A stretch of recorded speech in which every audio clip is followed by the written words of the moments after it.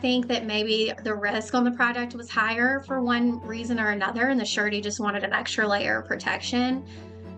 But if it's the owner that's requiring funds administration, I think the contractor's like, okay, this is just something that they like to have in place. The first thing that you need to do is retain cash in your business. I mean, a balance sheet that doesn't balance. That to me is kind of like I almost respond like, all right, this is just not a good fit.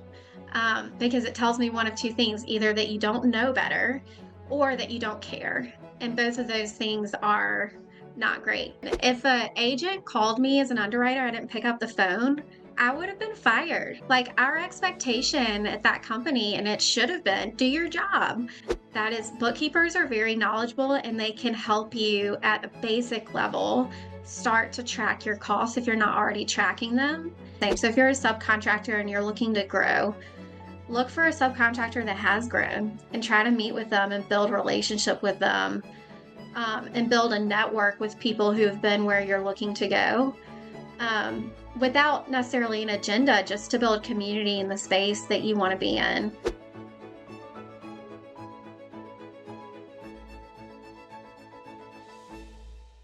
Welcome, everybody, to the next episode of the Construction MF'ers podcast. I am the CEO and founder of Mobilization Funding. My name is Scott Peper, and today I am so excited to bring you information about sureties, surety bonding, actually being able to speak to an underwriter of the surety, the ins and outs, how you can get approved. Is funds administration helpful? Do you need it? What's important about construction projects and cash flow? How you can get started if you're growing your business. I have an expert here with very unique experience. Nolen Tuttle is the CEO and founder of Upside Guarantee, and she brings all this experience to our show, and now we're going to share it with you. Nolen, welcome. Thank you, Scott. I'm thrilled to be here.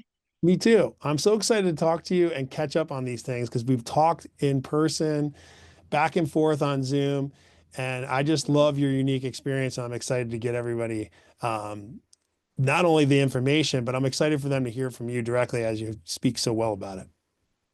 Oh, thanks. Yes, let's dive in. I'd love to. And so you are also the CEO and founder, and you've broken out of the underwriting side of the surety, and you created your own company called Upside Guarantee, which is a funds administration company. Tell me a little bit about funds administration. What is that? And I know some people might call it Yeah. funds control or funds Yeah. help or lots of different terms, but why don't you give us a little insight into what you're doing? Yes, of course. So I was an underwriter, like you said, for 4 years, at a surety, a large surety, and ended up leaving the surety world for 5 years to do consulting. And I just came back and launched Upside Guarantee, which is a funds administration company, like you said. And what we do is act as a financial intermediary, I would call us, and offering some oversight and management services on a construction project. So my job is to handle the contract funds for the owner, between the owner and the general contractor. And by doing that, we mitigate payment risk. And as we all know, if we're in the surety world or have been exposed to the surety world for a long time, payment risk is high, right? Payment claims are a lot more common than performance claims. Most of the time, contractors can do the work all day long. It's the money side that's challenging. It's the business side that's challenging. So Right. our job is to make that easier for contractors and to make owners more confident throughout the project that when they pay project progress payments, they are going to the right place. So instead of paying a GC directly, I will hold funds in a escrow account in the name of the contractor. And the contractor will then come to me and say, hey, this is the work that we've done so far. And here's all of my supporting documentation. Here's the invoice for the supplier where we bought the windows that we installed. Here's the payroll report for the labor that we used. And I put my accounting hat on and review all of that. And I pay the subs and suppliers directly. And I collect liens along the way to mitigate risk throughout the project. So what we do is a lot different. The way that we mitigate risk is a lot different from what a surety does. Funds control and surety bonding are often used together, but sometimes used apart because I am in the business of risk mitigation from a claims prevention standpoint. I want to catch the problem before it happens, and mitigate and work through it on the front end. A surety is a safety net.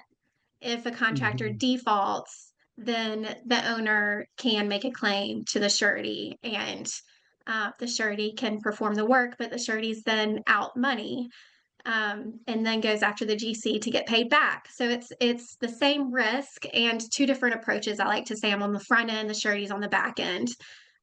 So my experience as a surety underwriter has been really helpful, walking into this new business.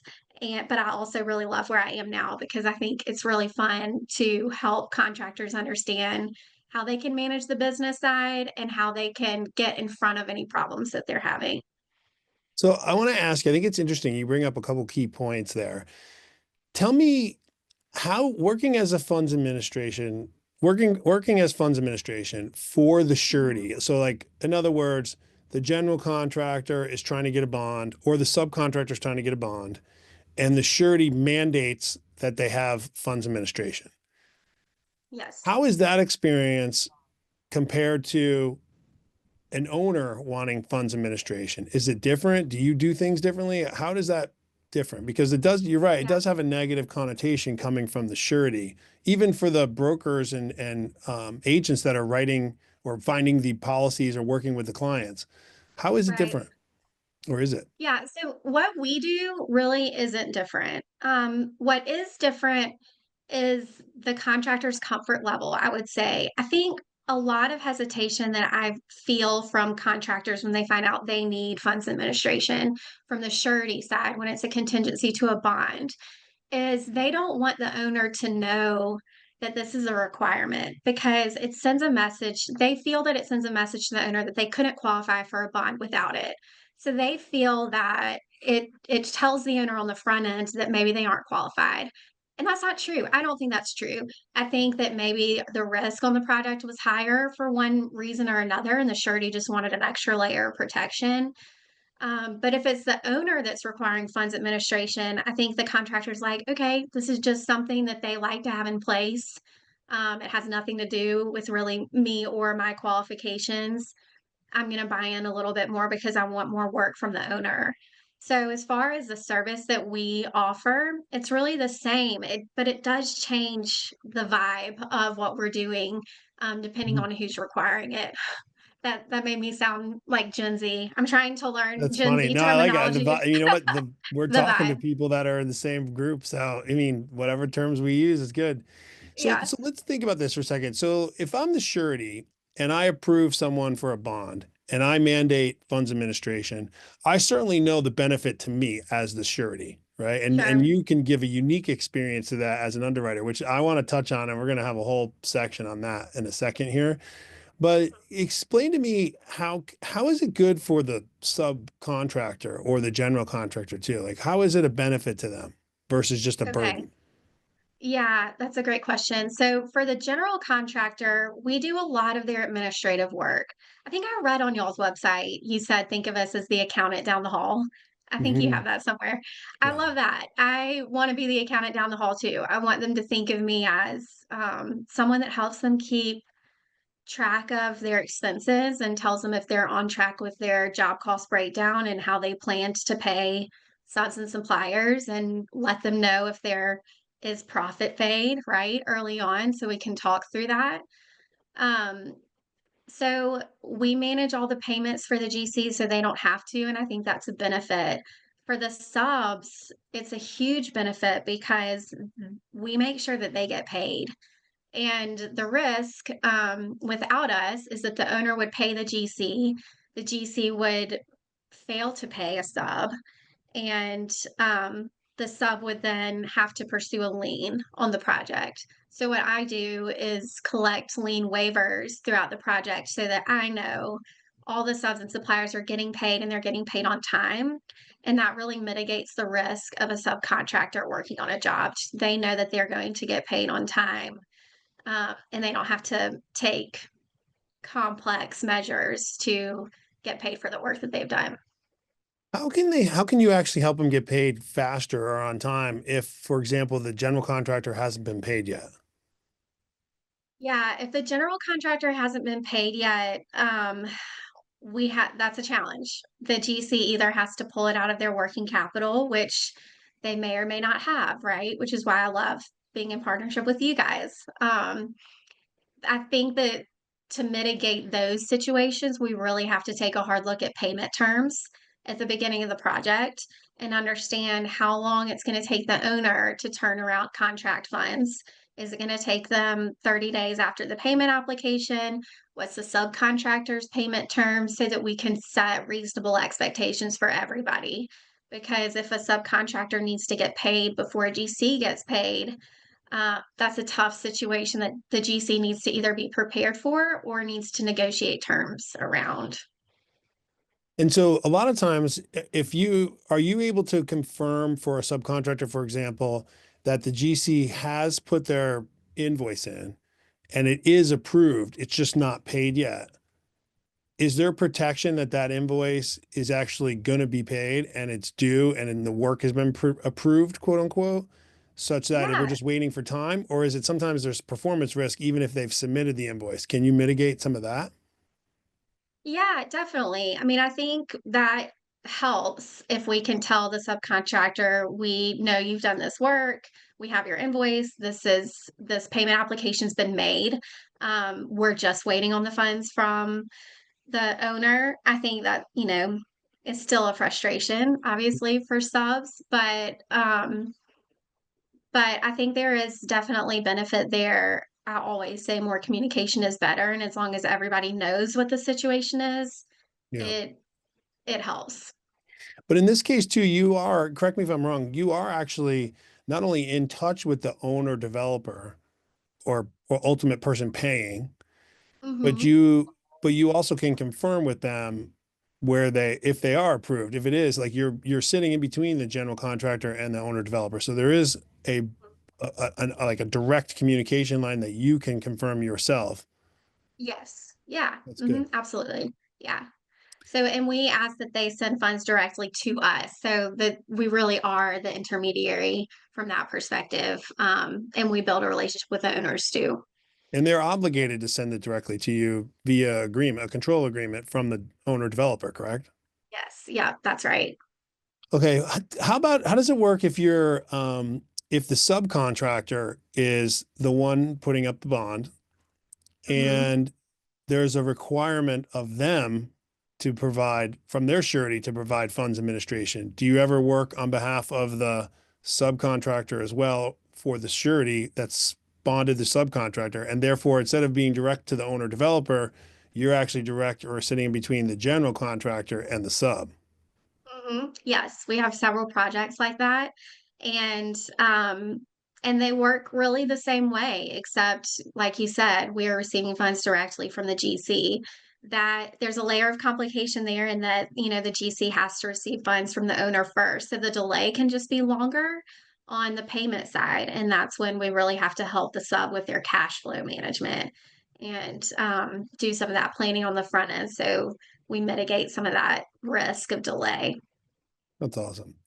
All right. Now, Yeah. if I had you on here as a surety underwriter and I didn't ask you all the questions that every subcontractor and maybe even general contractor want to know, Mhm. I'd be a fool. So I'm going to make sure we address those now. So Okay. putting on your underwriter hat, and for everyone that's listening to this, what I'm talking about, a lot of times when you engage the bonding market for performance or payment bonds, you're talking to agents that are working Mhm. on behalf of numerous sureties, and who they're talking to get you approved are the actual underwriters for the surety.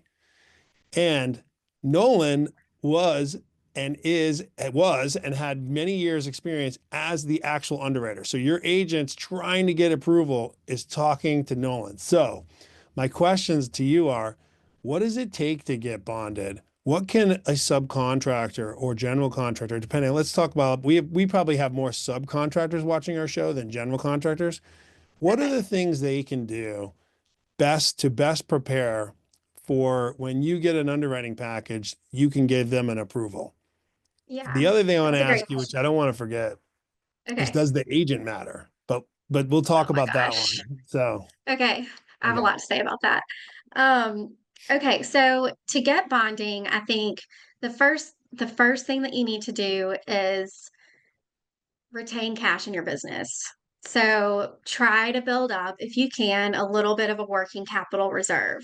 That is what the underwriter wants to see. And the reason for that is you aren't always able, as you know very well, to cash flow a project using contract funds from that project. So it's really easy for a sub or a contractor to say, okay, I've got this $750,000 project. I know that we can do the work. Let's jump in. They don't look at their balance sheet to say, okay, do I have a working capital reserve? Can I do 30 to 60 days of this work before I get paid? Because, and this is something I think underwriters struggle to understand sometimes, even the flow of funds and the timing of funds on a construction project. The expectation really is for a sub or a GC to do work on the project for 30 days minimum, then submit a payment application, and then get that payment application approved, and then receive cash, right, as you go. So it's really kind of a cost reimbursement model. So in order to be successful to do that, you have to have some working capital in your business, or you have to have external financing to bridge the working capital gap. So I think what underwriters really want to see is that two things. One, that you have a successful track record. So if you think you might need bonding, what I would suggest is to get some projects under your belt that didn't require bonding so that you can show I have a successful history of performance. You can give a WIP schedule that says, here are the projects that I've done, here's the contract price, here's my margin on them. I can show you that I've completed them and have done them well. Um, that's really important. The second thing is that you're not taking the cash out of the business. So I've dealt with several who have a few successful projects and they see some extra cash and are like, yes, I'm going to take a distribution and go buy a new car. Don't do that. Keep it in the company, because sureties want to see that you're investing in your business, that you have a long-term plan, that you're in it for the long haul, and you really have performance top of mind and success top of mind, and you're not just going to bleed every ounce of cash out of your company as soon as you have some. Those are really important things. Um, the two other things that came to mind: be forthcoming with information. Um, it is really frustrating to be an underwriter, and it's not a period, it's a comma, and have a situation where you receive a submission and an agent says, okay, here's the bond application and here is an income statement. And you're like, okay, I need these four other things. I need a balance sheet, a WIP schedule, XYZ to feel comfortable with this. And 3 days goes by and you get one other thing. And you're like, okay, great. I need the other three things. And then 3 days goes by and you get one more. That back and forth, um, it's not only frustrating from a time perspective, but it really shows, if it shows an underwriter that you aren't organized, honestly. And it's like, okay, you don't have your statements together. You didn't put thought into the submission. That's kind of an agent problem too, but it's reflective of an underwriter feels it's also reflective of the contractor. So make sure that you're forthcoming and organized with your information and make sure that information is right. I received a lot of balance sheets that are clear exports out of QuickBooks, which is totally fine. I understand that. But they don't balance, and nothing erodes confidence, right, from an underwriter when you receive a balance sheet that doesn't balance. That to me is kind of like, I almost respond like, all right, this is just not a good fit. Because it tells me one of two things: either that you don't know better or that you don't care. And both of those things are not great. So if I'm a subcontractor or a contractor, I want to make sure that I have my financial statements. And if they're internal, that's not recommended, but it is what it is. Make sure that they're correct. Um, Make sure that you have a clear story. This is the bond that I need. This is why. This is the history of our business. and make sure that your agent has your information organized and sends it in an organized way to the underwriter. I know those are really basic suggestions, but these things go a long way, I think. Mhm. I know with underwriters, because if you fail to do them, it's just really not starting off on the right foot. No, I agree. One of the things we talk about a lot on this show and with a lot of guests, they bring it up, and you kind of just nailed it too, is you have to have a baseline of information on your business and in your business that not only are you managing and operating from, which allow you to do good business, but anyone analyzing your business that you're asking to either give money to it or in this particular case, ensure your performance or your payment such that anyone you're working with or for on a project can rely on this insurance policy to be paid. They Yeah, have to be able to rely on you that you can do it to give you the policy. And so the right. old chicken or the egg. And if Yeah, if you don't have accurate information, you definitely can't run your business as well as you could if you have information. And no one can analyze your business if you don't have information. And so a lot of times we hammer home on that because it's and I don't know how successful we are. I'm sure we are with some, but a lot of folks still just don't do it. They don't see that it's valuable, or they don't see that they don't want to take the time. And sometimes it's just because of a lack of understanding or knowledge. Look, none of us went to school for finance. And a lot of times when you start a business, especially a construction business, you didn't go get a finance degree and then go into construction, right? So like sure. that's okay. But what's Yeah, not okay is to recognize that and then not hire the financial expertise, whether it's your accountant or a good controller, and making sure you can get the access to that information. And so I think you just nailed that from another aspect, not just a business owner or a lender like we are or a bank, but as the underwriter for bonding, which a lot of people want. You care right. about the same thing as those financial reports. And so building that financial infrastructure inside your company for you, but for the benefit of your business and anyone that you need to contribute to it, in this case, bonding, a bonding agent, Mm-hmm. an underwriter, Mm-hmm. it's mandatory. It is. Yeah, and that kind of ties into the second part of your question, which is the agent. Does the agent matter? 1,000% the agent matters. If you have a great agent, if you have a good agent, they will never let you send a balance sheet to an underwriter that doesn't balance. That's their job. Their job is to be a partner with you, the contractor and or the subcontractor, and an intermediary. So they should help you understand what's required of for underwriting to get surety credit. They should help you put it all together in this package that looks nice, and they should be the ones to send a clear um, submission to the underwriter. And if they're not doing that, you need a new agent. Agents do well. They are paid for a service, right? And some of them are great at that. So if you don't feel like you're getting what you need from your agent, do not be afraid to find a new agent. I was talking to somebody the other day who was expressing some challenges getting surety credit, and he was like, we finally got the bond we needed, but it took forever. And my response was, "Why? I if you are not getting within 3 to 4 business days terms on a bond from your agent, I don't think that's a good sign. I can tell you three off the top of my head that will get back to you same day or next day if you give them the information that they asked for. Um, it's crucial. If you provide the information that your agent says that you need, you should also expect them to turn around with the information that you need from the surety. And the surety should be expected to turn that around quickly too. So if you're listening to this and that's not your experience, I have several recommendations that I get no kickback from, but I highly recommend, just having been in the industry with these folks, expect a lot from your agents because they are there to be a partner for you. And expect a lot from the sureties that you're asking terms from. Um, they should be quick to turn that around. I love that because a lot of times we talk to the clients directly and they'll tell us, I'm not getting feedback or I'm not getting information. I haven't heard from Yeah. the agent. The agent will say, I haven't heard from the underwriter. I'm waiting to get on a call. Yeah. And they have a sense where they feel like it's kind of all BS, Yes. and I think what you just said is it is.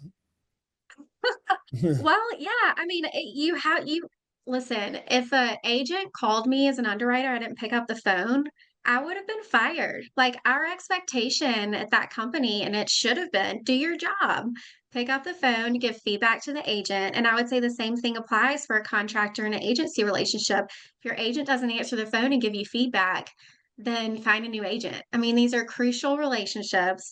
The whole flow of information has to work for this to be a positive experience. Surety bonding is important, it's necessary.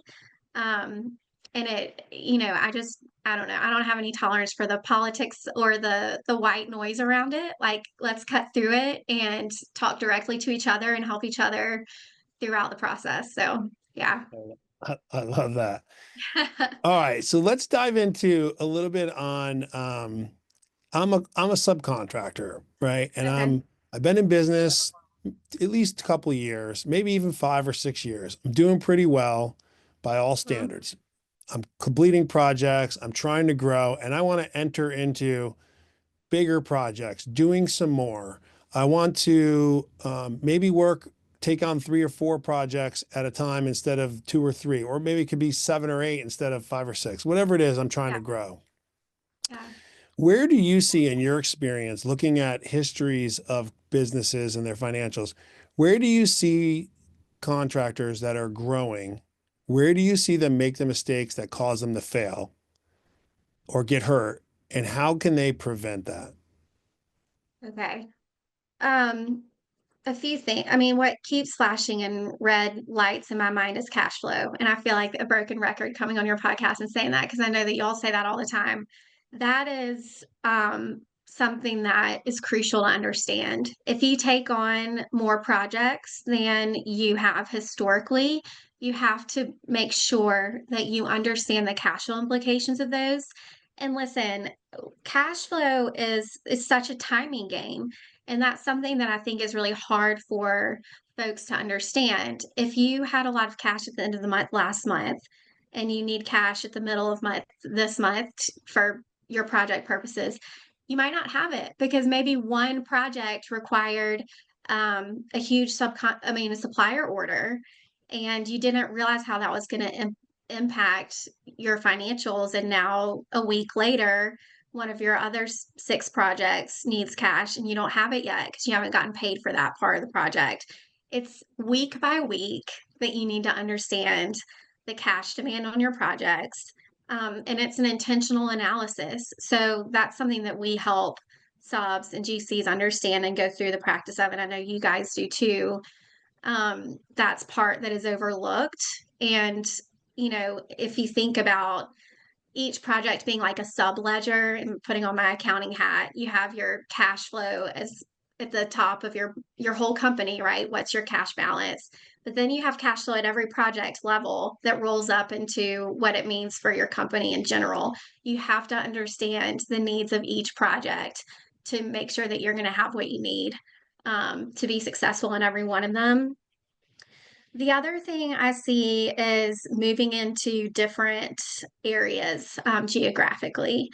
That can be a challenge because if you move, I mean, and it's not one that you shouldn't take on, it's just that you should take it on after doing some research. Do you have the labor that you need in that area to do the work? Maybe you have a great team at your home base and you want to move a state over.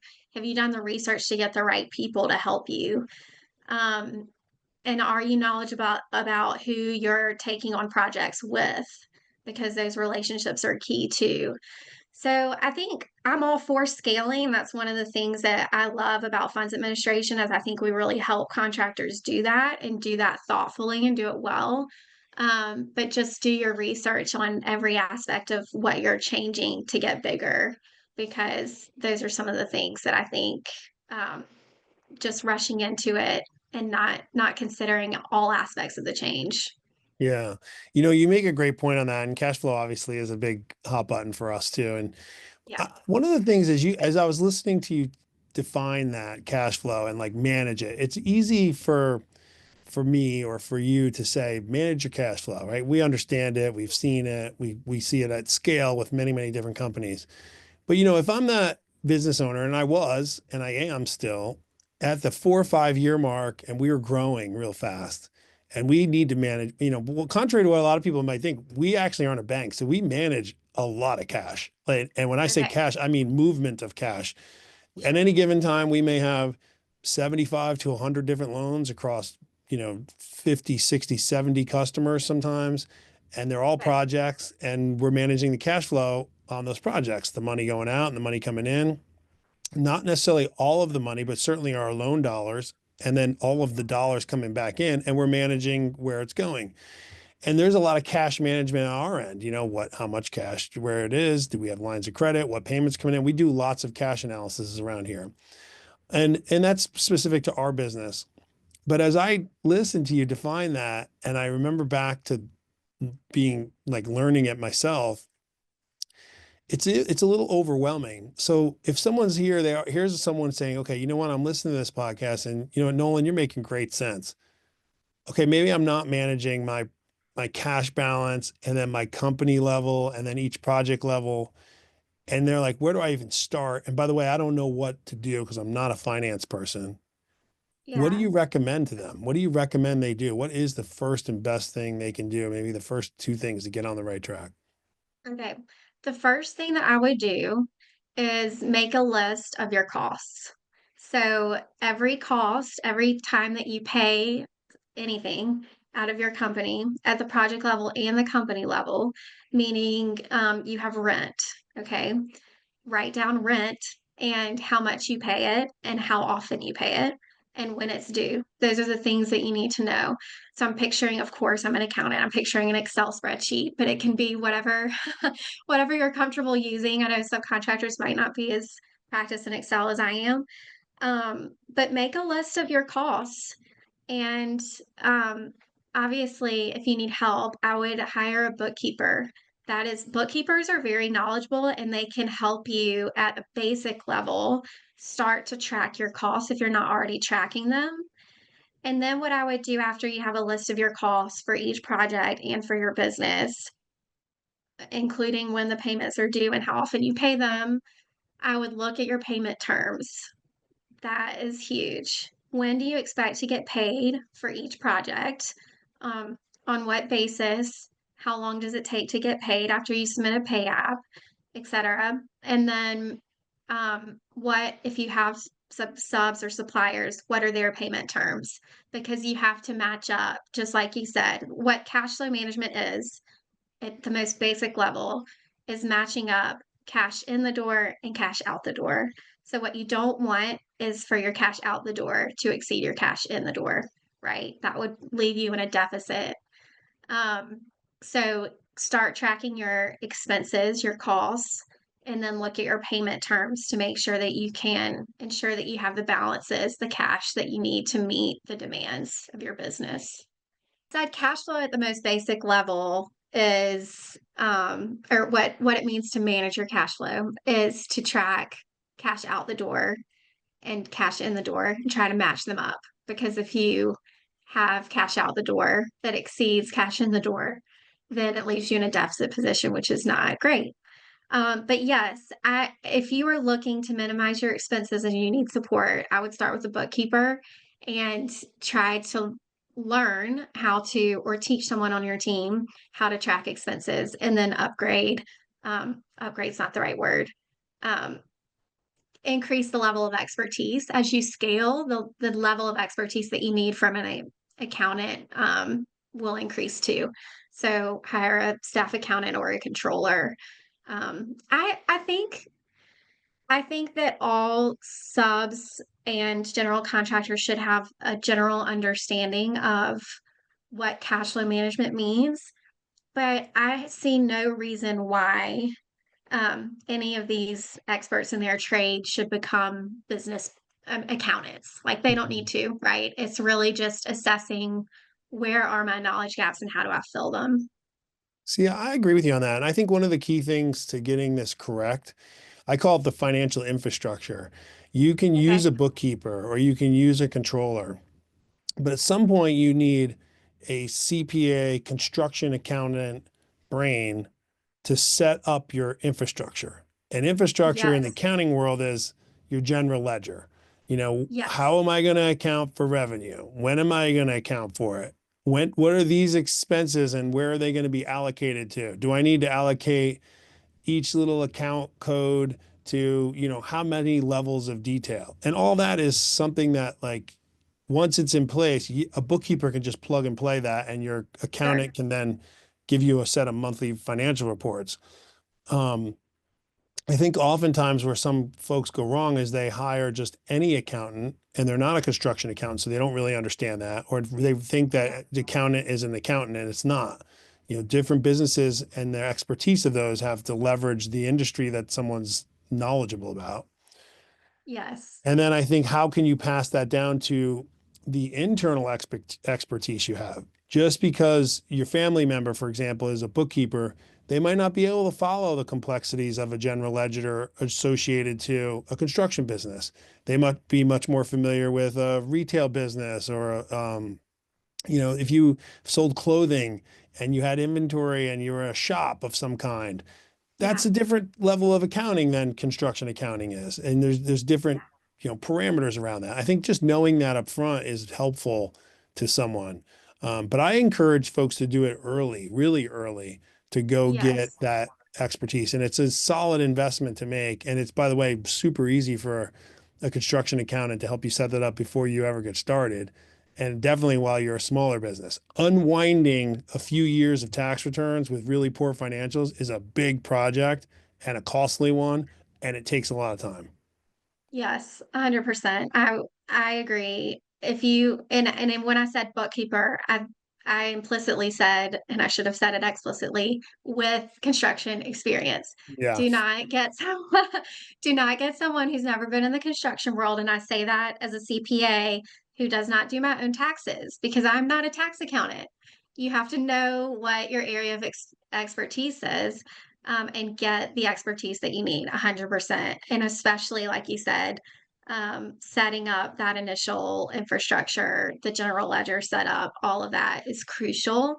And doing that early is crucial. My husband's been in the startup world for longer than I have, and he's come in at the 2 or 3 year stage and had to unwind, like you said, 2 or 3 years of really, really bad financial data and rebuild it.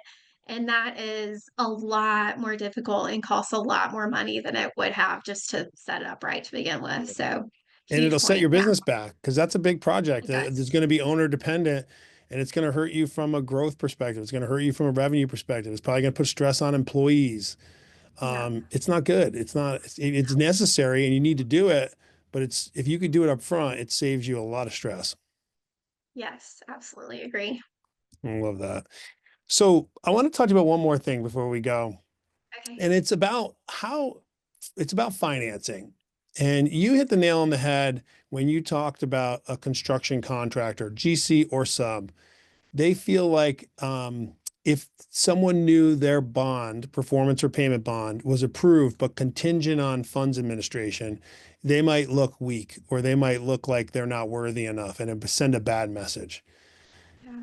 I hear that all the time as well when it comes to financing.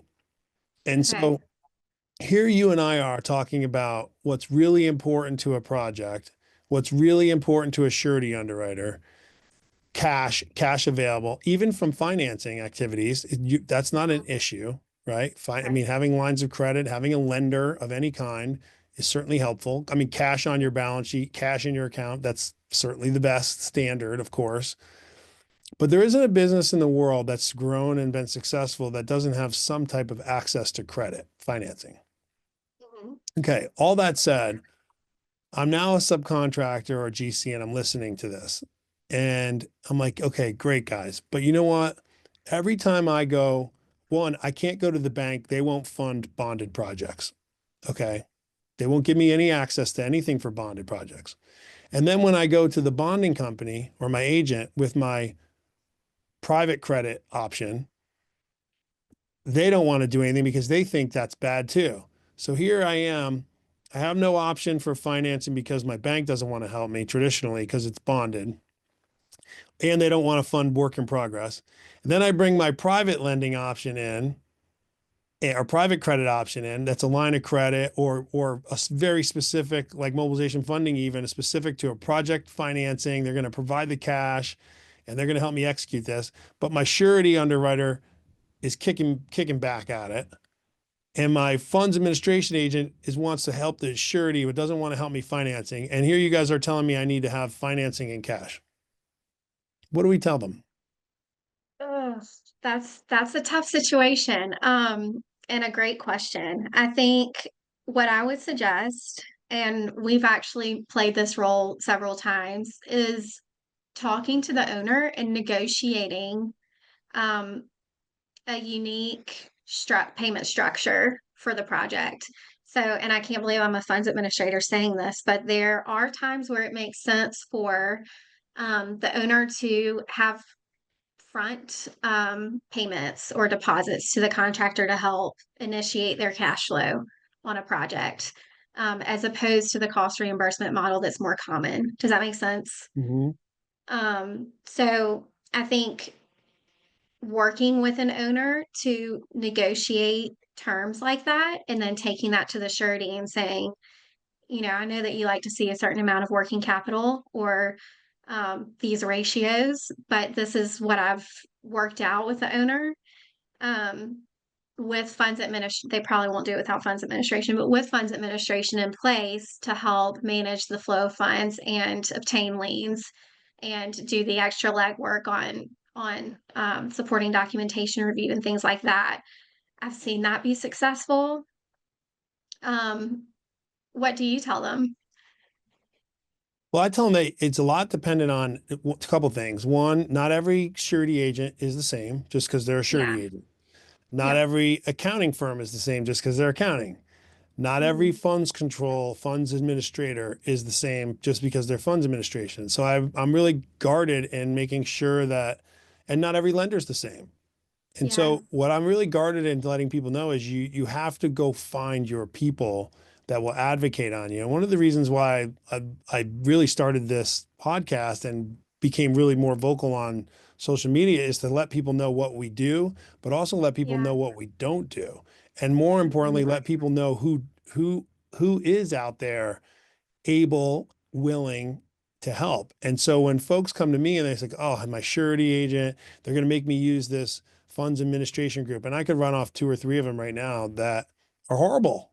And why are they horrible? Because they don't care at all about the subcontractor. Matter of fact, they don't care about them one single bit, and they don't even pretend to. They only care about the surety, who their client is, who's producing two, three, four, five funds administration deals for them a month. And whether you are tied to that specific, if you're with that surety, regardless if everything's going perfect, they care, that's their client. And they care more about that surety, even on other projects that may or may not be going well, and the way that they've been handling it. And you're going to feel the impact of that. Now, no one's going to Yeah. know that unless you have that happen. And how do I know that? Well, when we started mobilization funding, we used to use funds administrator ourselves as a third Mm. party to administer our loans. And I found Okay. out the hard way how much they care about the surety because it Yeah. wasn't, we got screwed by them.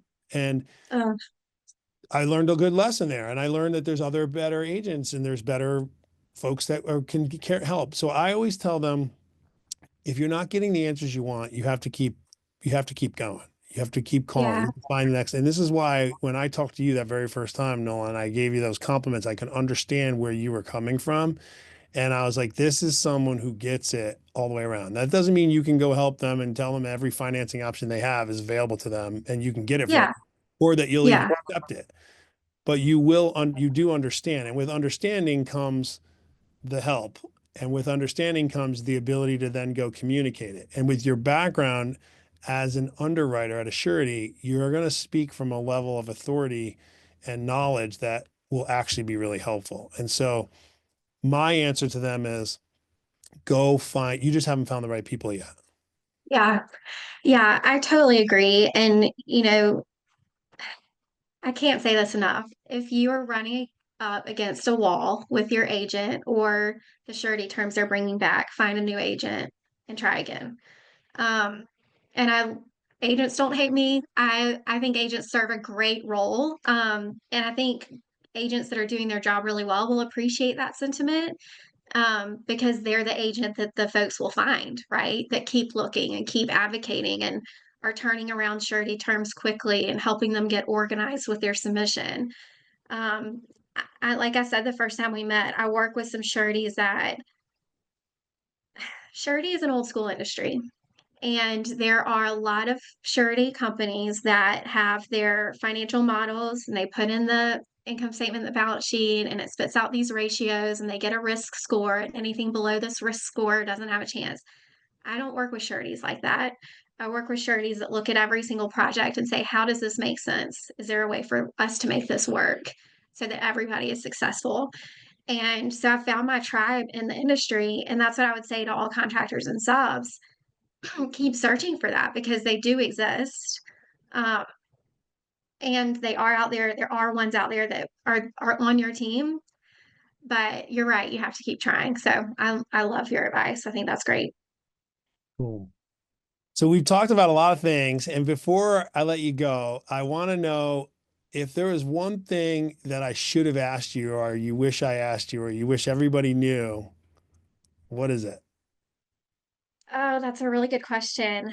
Um, if there's one thing that I wish people knew, this is just a piece of general, I guess, advice that I'm learning throughout launching a business. Um, I am trying to talk to as many folks as I can with the expertise that I'm looking for, and just and I would suggest that other people do the same. So if you're a subcontractor and you're looking to grow, look for a subcontractor that has grown and try to meet with them and build relationship with them, and build a network with people who have been where you're looking to go, without necessarily an agenda, just to build community in the space that you want to be in. Um, that is something that I think is really important. And I think folks want to help each other genuinely. I think that's part of our nature. And so I'm trying to build a network in this funds administration and surety and commercial real estate space, without a what am I going to get out of this relationship, but just for the sake of building this relationship. And really, that's why I reached out to you. I saw y'all's content on LinkedIn and I was like, man, they look like they're doing really cool stuff. I have no idea if we could ever work in parallel or partnership, but I want to find out more about this. And I reached out to you, just to find out more, and here we are. So I just would say that that's a really important part of being in business, no matter what industry you're in. That's something that I'm learning and trying to embrace in my season. So I would Yeah. just share that. Yeah, I agree with you. I think you're right. It is critical. I mean, I can think about that for myself too. As I heard you mention that advice, it's something that I didn't do all the time early on, but when someone brought it up to me and I just said, you know, I'm just what I'm going to do, it opened so many more doors. And it is actually freeing too to not try to analyze, is it going to be worth it for me to talk to this person before you ever even talk to them? It's kind of freeing when you just remove yourself from that thought process. And then a lot Definitely. of things start to happen. Yes, 100%. I decided I'm not going to try to figure out what the end goal is from this right now. I'm just going to say yes to this and see what happens. And that has been, like, exactly what you said, totally freeing and really fruitful and just fun, Yeah, honestly, to get to know other people that are doing great things. So, I yeah, agree. thanks for having me. This has been really You're fun. you're welcome. I appreciate it. And so I'm going to put your all your information, contact points are all going to be here in the show notes. You can find Nolen on her website at Upside Guarantee. Check her out. Are you on LinkedIn as well? Yeah, I'm on Link, LinkedIn. LinkedIn as well. Pretty active there. And I think you said you might be starting a little bit of a podcast soon too. So maybe we'll have to check that out. Yes, yes, I'll be posting about that. We're talking about working across generations. So I'm thrilled to have the conversation. There are 5 generations in the workplace, I and love it. it's fun to talk through how it is that we could possibly work together. So I'm excited. Well, Nolan, I'm excited for you too. You got a friend here. Mobilization Funding will support you for sure. I've already talked of many different clients in passing about you and if they needed that. And some of them were looking at bonded projects and trying to figure it out. And I know we'll be working together doing some things. There's no doubt about it. So thank you Yes. for coming Thank on the you. show. I appreciate it. I know you've definitely helped some folks today, give some great perspective, and your experience is very unique. I have not in 15 years in this particular business not met someone that had underwriting experience at a surety, is a CPA in funds control, and is now running and executing projects for construction contractors from subs to GCs to owner developers, real estate, and other. That's unique experience. So I think people are going to find a lot of value in this, and the things you mentioned today are very great. So thank you. Thank you. And one more thing, just to say, if you're a Mhm. subcontractor or contractor watching this and you want to hear more about anything that we talked about, I would be more than happy to chat with you about what surety is and how to get started. And if you need any agent or agent broker recommendations, I'm happy to do that too. So feel free to reach out. Awesome. We'll put all of your contact information here in the show notes. People will be able to catch it. Perfect. And in the meantime, guys, if this helped you at all, give us a follow on LinkedIn. You can check out Mobilization Funding at mobilizationfunding.com. Our YouTube channel is Mobilization Funding on YouTube. And of course, Nolen Tuttle, you can find her on LinkedIn. Follow us both, and you also can see her at her website, Upside Guarantee. Thank you guys all. Nolen, thank you very much. God bless you all and have a great week.